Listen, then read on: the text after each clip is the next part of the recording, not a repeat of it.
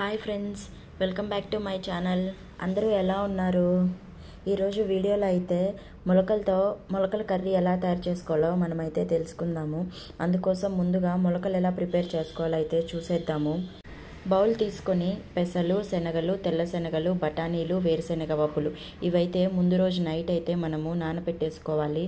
పప్పులన్నీ మునిగేంత వరకు ఫుల్గా అయితే వాటర్ పోసేసుకొని నానబెట్టేసుకోవాలి. మరుసటి రోజు మార్నింగ్ అయితే బాగా నానిపోతాయి. నానిన పప్పులన్నింటినీ నీట్గా వాష్ చేసి ఒక కాటన్ క్లాత్ తీసుకొని ఆ క్లాత్లో అయితే వేయాలి. మొత్తము పప్పులన్నీ వేసి టైట్గా అయితే ముడి కట్టేసుకోవాలి. ఈ పప్పులన్నింటినీ ఒక బౌల్ తీసుకొని ముడి కిందకి వెళ్ళేటట్టు పెట్టేసి మూత పెట్టేసి గాలి ఆడని చోట ఈరోజు మార్నింగ్ నుంచి మరుసటి రోజు ఆఫ్టర్నూన్ వరకు అయితే మనము గాలి ఆడని చోట అయితే ఈ బౌల్ని అయితే పెట్టేసేయాలి. మరుసటి రోజు ఆఫ్టర్నూన్కి అయితే బాగా అయితే మొలకలు వస్తాయి. ఇదో చూసారు కదా, నేనైతే వీడియోలో చూపిస్తున్నాను. మీ ముందరే ముడి ఓపెన్ చేసి చూపిస్తున్నాను ఎంత బాగా అయితే మొలకలు వచ్చాయో, ఎంత పెద్ద మొలకలు అయితే వచ్చాయో. ఇవి కూడా చాలా ప్రోటీన్ అండి. ఇలానే తిన్న చాలా ప్రోటీన్. ఇలా తినని వాళ్ళకైతే కర్రీ అయినా చేసుకొని తినొచ్చు. మీ ఇంట్లో పిల్లలు పెద్దవాళ్ళు కూడా ఎంతో ఇష్టంగా తింటారు ఈ కర్రీ. అందుకు కావలసిన మసాలా మనము అయితే ప్రిపేర్ చేసుకుందాము. మిక్సీ జార్లో పచ్చి కొబ్బరి, వేయించిన ధనియాలు, వెల్లుల్లి, కొంచెం అల్లం, 2 పచ్చిమిర్చి, పుదీనా, కొత్తిమీర వేసి మెత్తగా పేస్ట్ లాగా గ్రైండ్ చేసి పెట్టేసుకోవాలి. తర్వాత స్టవ్ ఆన్ చేసి కుక్కర్లో అయితే ఈ కర్రీ చేసుకోవాలి కాబట్టి కుక్కర్ అయితే పెట్టేశాను నేను.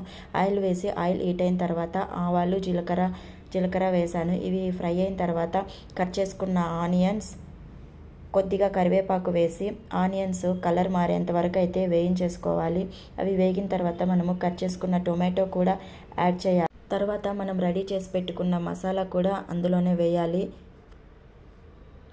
కొద్దిగా సాల్ట్, మీ రుచికి సరిపడా సాల్ట్ అయితే యాడ్ చేసుకోండి.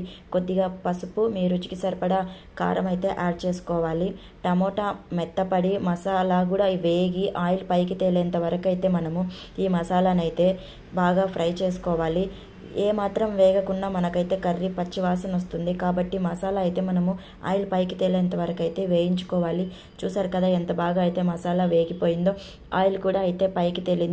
టమోటా కూడా బాగా ఫ్రై అయింది. అది ఫ్రై అయిన తర్వాత మనం రెడీ చేసి పెట్టుకున్న మొలకలన్నీ అందులో యాడ్ చేసుకోవాలి. నేను ఒక ఆలు, కొద్దిగా బీన్స్ కూడా ఈ కర్రీలో అయితే యాడ్ చేస్తున్నాను. ఇవి యాడ్ చేయడం వల్ల మనకు కర్రీ అయితే చాలా టేస్టీగా ఉంటుంది. కాబట్టి నేను అవి కూడా కొద్దిగా అయితే యాడ్ చేశాను. అన్నీ బాగా మిక్స్ చేసుకొని ఇవి ఉడకడానికి సరిపడా వాటర్ అయితే యాడ్ చేసి ఒక 6-7 విజిల్స్ అయితే రానివ్వాలి. అవి వచ్చిన తర్వాత ఓపెన్ చేసి చూడాలి. అవి కనుక ఉడకలేదు, మనకు తెల్ల శనగలు ఉడకలేదు అనుకుంటే ఇంకా కొంచెం వాటర్ అయితే యాడ్ చేసి ఉడకపెట్టేసుకోవాలి. గ్రేవీగా మనకు కర్రీ కావాలి కాబట్టి ఇంకా కాసేపు అయితే మనము గ్యాస్ పైన పెట్టేస్తే మనకు కర్రీ అనేది బాగా గ్రేవీగా అయితే వస్తుంది.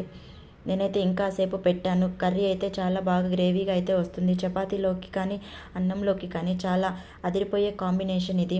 పిల్లలకు కానీ పెద్దలకు కానీ అందరికీ ఎన్నో ప్రోటీన్. మనం మొలకలు కట్టి అలాగే ఇచ్చామంటే పిల్లలు పెద్దలు ఎవరూ తినరు.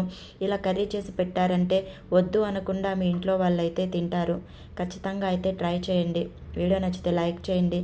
ఛానల్ని సబ్స్క్రైబ్ చేసుకోండి. Thank you for watching. Bye bye.